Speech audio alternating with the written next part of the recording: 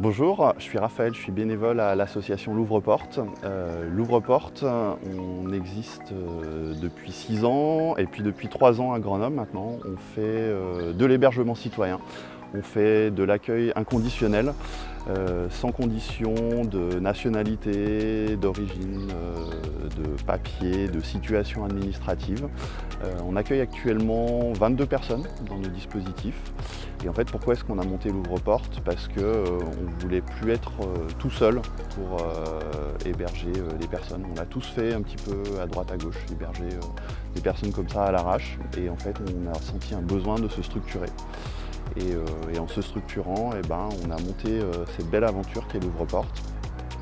Et donc, de façon concrète, on met des personnes en difficulté, des personnes qui n'ont pas de logement, chez des personnes qui ont de la place, qui ont une chambre, qui ont un canapé. De façon tournante, en fait, ça tourne toutes les semaines, toutes les 2 semaines, tous les mois, en fonction des personnes qui hébergent. Alors salut, moi c'est Sarah et je suis accueillante par le biais de l'association L'Ouvre-Porte. Ça fait plusieurs années que j'avais envie de faire de l'accueil citoyen et j'ai d'abord commencé toute seule dans mon coin avec mon compagnon. Donc on a pris un appart avec une chambre dédiée pour ça et on a accueilli quelqu'un qu'on savait qui était vraiment en galère. Mais tout seul, c'était très enrichissant, mais on a aussi eu certaines difficultés parce que la communication pouvait être délicate. Le rapport aussi, des fois, donc, dans l'accueil citoyen, c'est quelque chose qu'on ne connaît pas finalement dans les rapports entre personnes. Et du coup, ça pouvait créer quelques problèmes de communication. Et donc, quand cette personne est partie de chez nous, on a voulu renouveler l'expérience.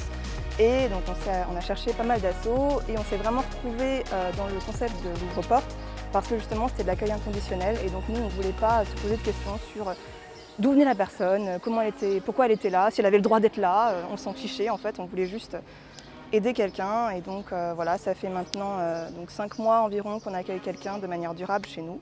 Ça se passe très bien, elle a vraiment son indépendance, mais en même temps on fait des choses super chouettes. Par exemple, on a fait une petite soirée pour la rupture du jeûne pour l'Aïd. Et du coup, c'était trop cool. On avait invité quelques bénévoles de l'Ouvre-Porte, elle nous avait cuisiné plein de spécialités et on s'est vraiment amusés.